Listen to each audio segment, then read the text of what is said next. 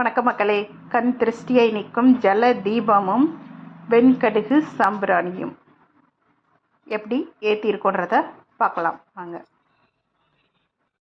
Cup சாம்பிராணியை ஏற்றிட்டு அதுக்குள்ளே கொஞ்சம் வெண்கடுகு போட்டு தூபம் வீடு ஃபுல்லாக காமிச்சா கண் திருஷ்டி நீக்கும். அதுக்காக தான் இந்த சாம்பிராணி.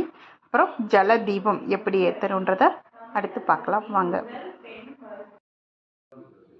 கல்லுப்பு, பட்டை, லவங்கம், லெமன், ஒரு மூடி, திரி, கண்ணாடி டம்ளர், விளக்கேற்ற நல்லெண்ணெய்.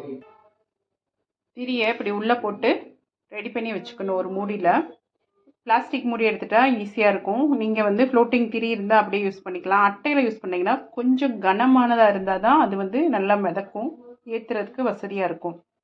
டம்ளரில் 3/4 பங்கு தண்ணி ஊற்றிக்கிறணும். அப்புறம் எடுத்து வச்சுருக்க பொருளெல்லாம் உள்ளே போட்டுறணும். ஃபஸ்ட்டு அடுத்து பட்டை, கிராம்பு, உப்பு கரையிற வரை நல்லா மிக்ஸ் பண்ணிக்கணும். லெமனை உள்ளே போடணும். அதுக்கு மேலே எண்ணெய் ஊற்றிக்கிறணும்.